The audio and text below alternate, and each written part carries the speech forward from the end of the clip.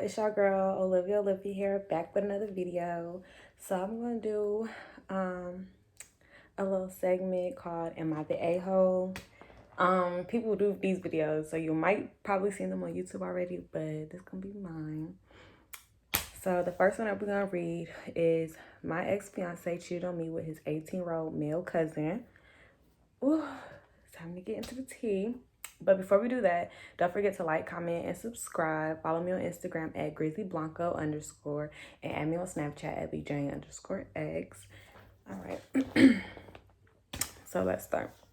My ex-fiance cheated on me with his 18-year-old male cousin. Am I the a-hole for leaving my ex-fiance after he cheated on me with his 18-year-old male cousin in his mother's bed while dressed in drag? For context, I am now 27 years old by a woman, and I was raised that sharing is not always caring, and I met my now ex-fiance in high school. I knew of his quirks and bedroom likes and desires before we even started dating. My one thing was that I did not want him to be physically intimate with anyone besides me, male or females, when we were together for over 5 years, and I helped him cope through, sorry, they don't have any punctuation marks, you guys, so that was a run-on sentence. We were together for 5 years, and I helped him cope through drug addiction and alcoholism and dealt with mental and physical abuse.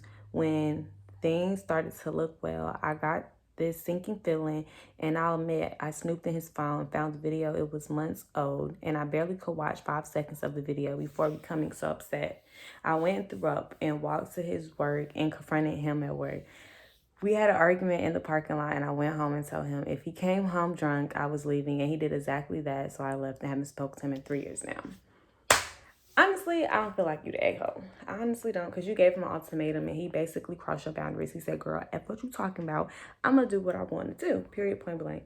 But it's been 3 years now, so it's kind of on your chest, because you might feel some type of guilt, probably because you went through his phone. But that was your intuition telling you to go through that phone, girl, because if you didn't go through that phone, you would have never known. You know what I'm saying?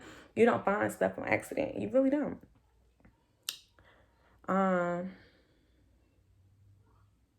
I might bleep out some of the words I said just because I think you can't say some words on YouTube. So I'm going to bleep out beep, beep, beep, some words, but it's okay. Okay, so this one is a little more juicier, guys. The camera, my bad. So this one's a little bit more juicier. This one says, am I the a-hole for refusing to repropose after my fiance lost her engagement ring? Okay, so it says, I, 29 male, proposed to my fiance, 28 female, 6 months ago with a beautiful ring that I saved up for over a year to buy. She was thrilled, and we've been happily planning our wedding since then. Last weekend, we went on a trip to the mountains for a little getaway. During one of our hikes, she realized that her engagement ring was missing. She was devastated, and we spent hours retracting our steps, but we couldn't find it. When we got back home, she asked if I could get her a new ring and repropose to her to create the special moment. I told her that I understood how she felt, but buying another ring of the same quality would be financially challenging for me right now. I suggested that we could either wait until I could afford a similar ring or get a more modest ring for right now and upgrade in the future. She was upset and said that if I wouldn't feel the same with a different ring and that the magic of the proposal was lost. She insisted that she wanted the moment to be recreated just as it was before. I told her that the important thing was our commitment to each other, not the ring or the proposal itself. She accused me of not caring enough about her feelings and said that if I truly loved her, I would find a way to make it happen. Now there's a lot of tension between us, and she's been distanced ever since. I feel like being practical, but she feels like I'm not valuing our engagement enough. Am I the a-hole for refusing to repropose with a new ring with these circumstances? I do not feel like you are the a-hole at all. I feel like she's very entitled, and she should have, she told you that you don't care enough about her feelings. Well, she don't care enough about your feelings because she's not putting yours into consideration. She's not thinking about your pockets. Honestly, I would have been okay with him buying a cheaper ring and then we just waiting for him to buy me a new one, because I work a real job, so I know money don't grow on trees. And I just know people are not millionaires out here. So it's not like people can just keep buying you expensive things every day unless they selling drugs. You know what I'm saying? And that's a different story. If that's what you do, then sir, buy her that ring. But if you're a regular working man, I would say she needs to come to terms and be okay with that because you still love her, and the commitment is there. Like he said, I agree with him 100%. I feel like she would be a hole if anything. Okay, so this one is really juicy and kind of spicy. I might name the video after this one right here because I am a mother. So this kind of triggered me. It gets kind of sticky. So let's see how you guys feel. Am I the a-hole for not wanting to meet her kids? What? I'm a 36-year-old man. My parents are immigrants from Asia. I'm very close to my family and have a good job. I was madly in love with Jennifer, a female 36 in high school. We ended up hanging out a lot, but it never went beyond a friendship. A few months ago, I signed up for a dating app and saw Jennifer's profile. I felt like a teenager again. She looked the same. I immediately messaged her, and we started chatting. She told me that she got married after high school and had 3 kids, and amicably separated. My bad if I said that wrong. Amicably. From her husband. They are still very close. He lives a block away from her, and she works for him. She then met another guy, had another baby, but things didn't work out with him either. Eventually, Jennifer told me that she liked me back in high school too. I took her on a date, and we ended up talking a lot. I decided to be honest with her and tell her that I would like to get married and have my own kids one day. She got frustrated and said I was willing to throw away a real connection over having kids. She suggested we not talk about this for now and just enjoy each other's company. I have been extra careful not to give her the wrong idea. We have only cuddled but have not had sex.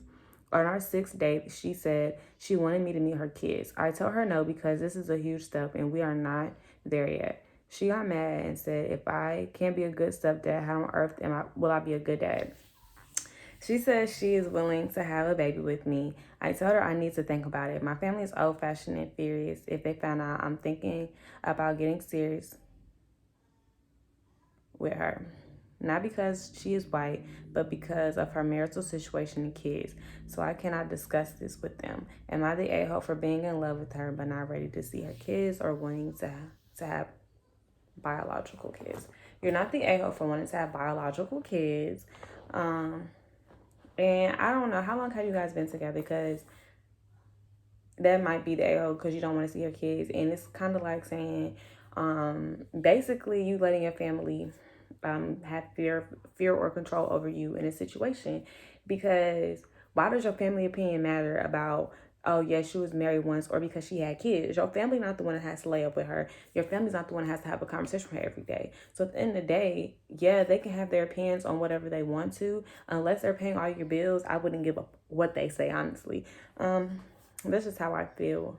But honestly, I feel like since you said your family is kind of old-fashioned, I feel like you probably have their ways, and that's probably why you also don't feel comfortable with, you know what I'm saying, her kids. You probably don't want to take care of nobody else's kids yourself since that was in your head growing up.